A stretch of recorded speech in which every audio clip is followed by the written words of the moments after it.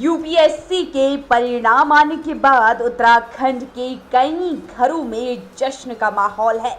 उत्तराखंड के कई बच्चों ने सफलता हासिल कर देवभूमि का नाम रोशन किया है और इस लिस्ट में हल्द्वानी के पीलीकोठी निवासी दीक्षिता जोशी का नाम भी शामिल है, जिन्होंने यूपीएससी परीक्षा में ऑल इंडिया स्तर पर 58वीं रैंक हासिल कर प्रतिभा का लोहा मनवा दिया। कठिन परिश्रम करने के बाद उनका आईएएस ऑफिसर बनने का सपना साकार हुआ है। दीक्षिता की माता दीपा जोशी पहाड़ पानी के खीमराम आर्य इंटर कॉलेज में हिंदी विषय की प्रवक्ता है और पिता आईके पांडे नैनीताल बीडी पांडे अस्पताल में फार्मासिस्ट के पद पर तैनात हैं। दीक्षिता का परिवार मूल रूप से अल्मोड़ा जिले के दनिया का रहने वाला है। दीक्षिता की शिक्षा अपने मामा मामी के पास रहकर हुई। हल्द्वानी के आर्यमन विक्रम बिरला से स्कूली शिक्षा हासिल करने वाली दीक्षिता शुरू से ही मेधावी छात्र रही। हाई स्कूल साल 2011 और इंटरमीडिएट 2013 में अच्छे अंक लाने के बाद उन्होंने आगे की पढ़ाई के लिए जीबी पंत विश्वविद्यालय पंतनगर 2013 और 17 में प्रवेश लिया।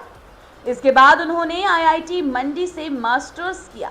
दीक्षिता की कामयाबी के बाद हल्द्वानी ही नहीं बल्कि पूरे राज्य से उन्हें बधाइयां मिल रही हैं और इसी क्रम में उन्हें बधाई देने कुमाऊं कमिश्नर दीपक रावत आज उनके आवास पर पहुंचे। आप मम्मी हैं? नानी जी हैं। बहुत बधाई नानी जी, आपको नमस्ते। आपको बहुत बहुत बधाई, बहुत बधाई, आपको बहुत बधाई। Very nice. इससे पहले किसी सर्विस में थे आप? नहीं सर, पहला ही पहली बार क्लियर हुआ था इस अटेम्प्ट। सीरियसली? और भी नहीं क्वालिफाई होने से? इस बार की जो टॉपर है उनका भी ऐसा कुछ है ना? Yes sir. जो रैंक 1 है ऐसा कुछ है? हाँ, उनका भी दो बार शायद प्रीलिम्स क्लियर नहीं हुआ है। प्रीलिम्स वो भी थोड़ा टफ किया है। नहीं इस बार, हाँ प्रीलिम्स टफ किया। इस बार तो यहाँ पे उत्तराखंड में भी प्रपोर्शन ज्यादा है। नेशन वाइड टॉपर्स में भी उत्तराखंड में तो आई थिंक आपकी रैंक 58 है और कोई there is some other girl from Garhwal, Mugdha कुछ नाम सब उत्तरा गैरोला, गरिमा नरूला है। आपने क्या भरे हैं सर्विस ऑप्शंस में? सर आईएएस ही है पहली प्रेफरेंस, तो फिर आईपीएस है। नहीं तो आपको तो आईएएस ही मिलेगा। 180 सीट्स तो है आईएएस में। 180 सीट्स 73 जनरल। हाँ तो ये लेने भी आपको तो मिलना आपको तो। ओके, स्कूलिंग कहाँ से की फिर आपने? सर स्कूलिंग यहीं से करी थी। पहले प्राइमरी तो कुरमांचल से थी अल्मोड़ा में। ओके। और फिर 6 कुरमांचल एकेडमी खाती मैडम वाला जो उसमें था कि धनिया मूल निवास धनिया हुआ जी, मूल निवास स्टेज पे अटक रहे हो और आप नहीं आइडेंटिफाई कर पा रहे हो कि आप क्या गलत कर रहे हो, तो आप हेल्प ले लो, मेंटरशिप ले लो, किसी से पूछ लो कि क्या गलत हो रहा है। तो किसी और का पर्सपेक्टिव मिल जाता है तो उसमें अपनी गलतियां आइडेंटिफाई करना इजी हो जाता है और गिव अप करने की बजाय आप ये करो कि आप पहले गलती आइडेंटिफाई कर लो। दीक्षिता कोई कोचिंग भी ली थी?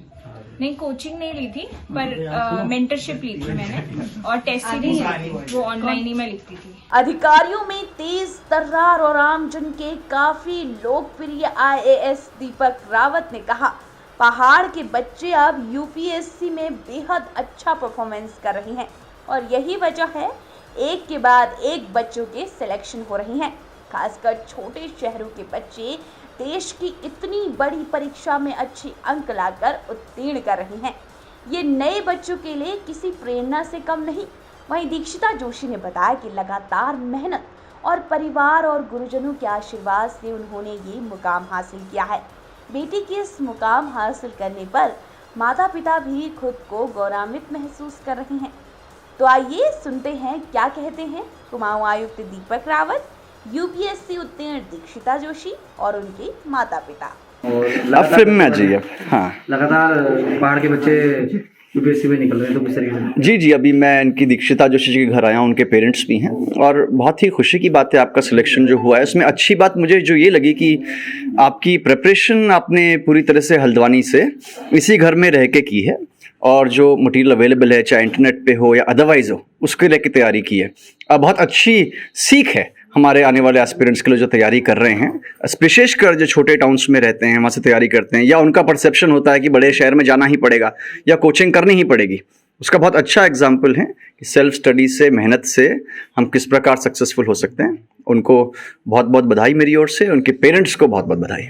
सर कई बार होता है कि पेपर नहीं निकल पाता है तो सेटबैक है, तो वो किस तरीके से? ये आपके दीक्षिता के केस में से आप दीक्षिता ने बताया कि 2 बार प्रीलिम्स में सक्सेसफुल नहीं रही, तो उन्होंने उसका आत्ममंथन किया, इंट्रोस्पेक्शन किया, गलती कहाँ पे हो रही है। हम लोग भी ऐसा ही करते हैं जब कोई गलती होती है, और उन्हें अच्छी बात ये थी कि पता लगा लिया गलतियाँ कहाँ पे हो रही है, उससे सबक लिया और आज इतनी अच्छी रैंक लेके हम सबके सामने आ जाए। तैयारी तो मुझे लगता है कि मेहनत तो हम सभी करते हैं, और कहीं ना कहीं इस एग्ज़ाम में थोड़ा लक का भी आपका साथ रहना होता है। तो मुझे लगता है कि ब्लेसिंग्स काम कर गई बहुत लोगों की, पेरेंट्स की, फ्रेंड्स की, और जितने भी वेल विशर्स थे उनकी बहुत ब्लेसिंग्स काम कर गई, क्योंकि इससे पहले मेरे पहला स्टेज ही नहीं हो रहा था और ये पहली बार मैंने मेंस और इंटरव्यू दिया और दोनों क्लियर हो गए। तो मुझे लगता है कि कहीं ना कहीं कोई डिवाइन फोर्स काम कर गया मेरे लिए। जैसे कि 12th और 10th में भी अच्छा स्कोर था आपका, और उसके बाद 15 से पढ़े, फिर IIT भी गए, तो एक शायद जब पहला रिजल्ट क्लियर नहीं होगा तो एक सेटबैक होगा, तो उससे कैसे आप मोटिवेटेड है? हाँ बिल्कुल सेटबैक था, क्योंकि मैं सब कुछ छोड़ के सिर्फ यही तैयारी कर रही थी और पहली स्टेज नहीं हो रही थी, तो बहुत सेटबैक था। और दूसरी बार भी नहीं हुआ, उससे और ज़्यादा सेटबैक लगा। पर फिर सीनियर से बात करी, गाइडेंस ली, तो फिर कहीं ना कहीं वो होप वापस रिस्टोर हुई। हम तो दोनों जॉब पे थे। यहाँ पर हमने बचपन से अपने बच्चों को मामा मामी के पास रख दिया था। 6th क्लास से ये मामा मामी के पास रहे। छोटा बच्चा मेरा 3rd क्लास में था, तब से मामा मामी ने पाले बच्चे, उन्हीं के सहयोग में, उन्हीं के सानिध्य में रहे हैं ये। मतलब इस मुकाम तक पहुंचने में सबसे बड़ा हाथ उनका है। और हमारा ये था कि हम छुट्टी में और कभी सैटरडे ऐसे देखने आते थे, लेकिन पूरा सपोर्ट रहता था कि ये पढ़ाई पर फोकस करें। आप भी टीचर हो, और जी, जैसा कि दीक्षिता ने बताया कि 2 बार नहीं निकला था, तो आप लोग किस तरीके से मोटिवेट? बिल्कुल हम कहते थे कि बिल्कुल हिम्मत नहीं हारनी है, प्रयास करते करते एक दिन अपने लक्ष्य को प्राप्त कर ही लोगे। परिणाम सामने है सभी के, और मेरे परिवार के, और मेरे जितने भी इष्ट मित्र हैं, मेरे सहयोगी हैं, सबकी जो है सद्भावनाएं मेरे साथ रही, और मेरी बिटिया ने जो कठिन मेहनत करी उसका परिणाम हमें प्राप्त हुआ, और हमें जो है बहुत जो है खुशियाँ इससे मिली हैं कि इसके लिए कोई हमारे पास दूसरा शब्द नहीं है, और बिटिया ने हमको वो सब दे दिया जो इस संसार में मिलता है एक माँ बाप को। कितना सपोर्ट रहा आप लोगों का, किस तरह से आप सपोर्ट देते थे? सर एजुकेशन के मामले में मैंने कभी इनसे कॉम्प्रोमाइज़ नहीं किया, तो मैं हमेशा इनको पढ़ाई पर ही जो है ज़्यादा ध्यान देता था, और बाकी बच्चों ने जो है जो भी किया अपने दम पे किया।